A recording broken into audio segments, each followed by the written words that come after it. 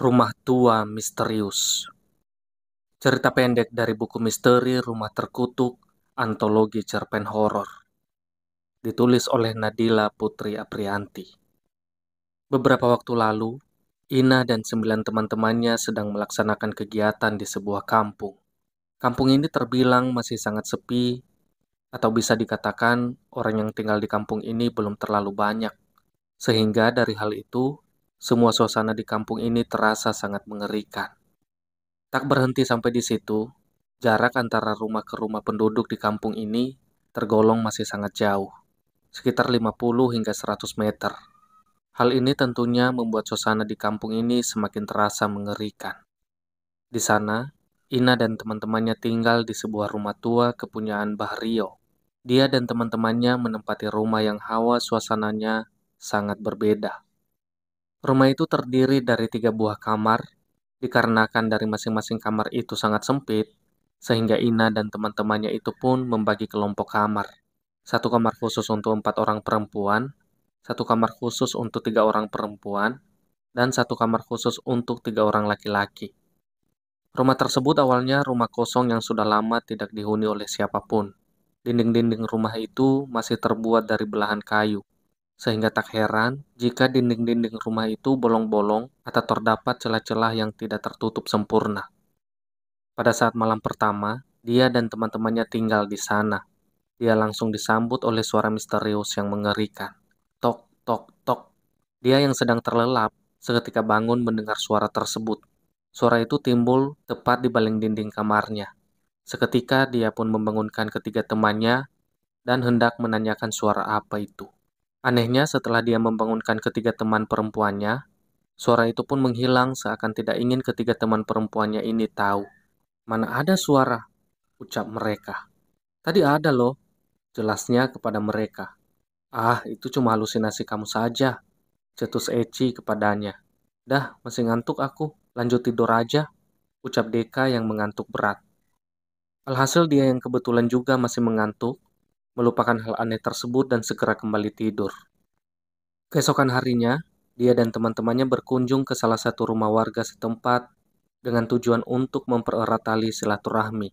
Naasnya, pada saat dia dan teman-temannya berkunjung ke rumah warga tersebut, dia dan teman-temannya ini disuguhi sebuah cerita mengerikan tentang asal-usul rumah yang dia dan teman-temannya jadikan tempat tinggal tersebut. Sebetulnya, penghuni rumah tersebut adalah seorang nenek dan kakek-kakek, dan kebetulan mereka berdua meninggal di sana. Waduh, dengan adanya cerita tersebut, membuat beberapa temannya baru merasakan takut dan dia pun tentu semakin merasa takut tinggal di sana.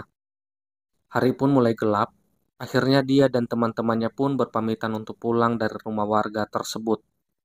Di malam itu, suasana di rumah itu pun semakin mencekam. Dikarenakan dia baru mendengar cerita dari warga tersebut, membuat dia cukup merasakan was-was.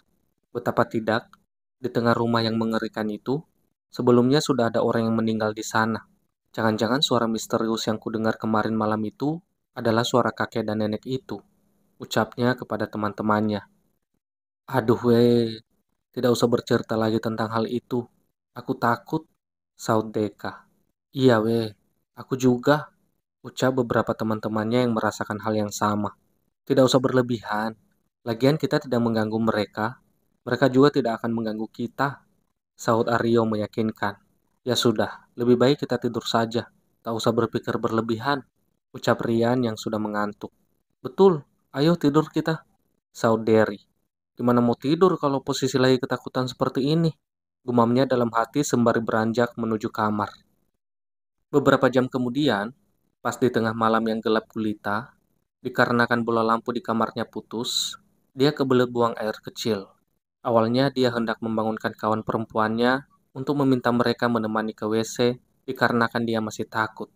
Akan tetapi, karena mereka sedang asik tertidur pulas, dia pun tak jadi membangunkan mereka.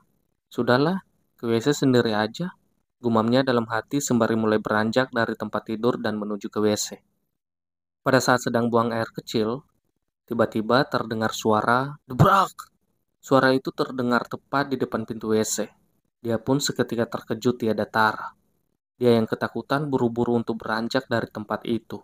Naasnya pada saat dia keluar dari WC tersebut, tiba-tiba dia kembali dikejutkan dengan adanya bayangan sesosok laki-laki tua yang lewat dengan cepat tepat di hadapannya. Tanpa berpikir panjang, akhirnya dia pun berlari menuju kamar dan langsung masuk ke dalam selimut sembari memejamkan matanya dengan napas terbata-bata, disebabkan dia sudah sangat ketakutan. Tanpa sadar, dia pun tertidur dengan sendirinya. Entah mengapa, anehnya keesokan harinya dia dan teman-temannya pun bangun kesiangan. Tak ada di antara dia dan teman-temannya yang bangun di bawah jam 9 pagi. Sebelumnya dia dan teman-temannya selalu bangun pagi. Akan tetapi kenapa hari itu tidak? Seakan semua sengaja dibuat kesiangan. Di tengah kebingungan itu, dia pun menceritakan kejadian yang dia alami pada malam itu kepada beberapa teman-temannya. "Serius kamu?" tanya Deka penasaran. "Demi Allah," kata dia meyakinkan Deka. "Rumah ini semakin hari semakin menakutkan," ucap Eci. "Atau kita pindah saja," ucapnya. "Jangan dulu, tidak enak sama Mbak Rio kalau kita mau pindah, padahal baru sebentar kita tinggal di sini," saut Mbak Umi masih yakin. "Iya juga sih," ucapnya sembari berpikir kembali. Dikarenakan dari masing-masing dari teman-temannya sudah merasa ada yang janggal dan takut, akhirnya dia dan teman-temannya pun berencana untuk yasinan malam harinya, dan bagusnya teman-teman yang lain pun setuju. Akhirnya pada malam hari itu, dia dan teman-temannya pun segera melaksanakan rencana, yaitu membacakan Yasin bersama-sama di rumah itu. Tak terasa hari pun berlalu, setelah dia dan teman-temannya melaksanakan Yasinan di malam itu, bersyukur sekali tidak ada keanehan-keanehan, gangguan, kejagalan, ataupun hal lain yang menakutkan dari rumah tua itu. Entah seakan semua suasana mengerikan itu seketika hilang, dan tidak muncul lagi setelah dia dan teman-temannya membacakan Yasin pada malam itu. Seakan dia sudah melupakan semua kejadian mengerikan yang dia temui di rumah itu sebelumnya. Pada akhirnya, dia menjadi terbiasa tinggal di rumah tua di kampung yang sepi itu.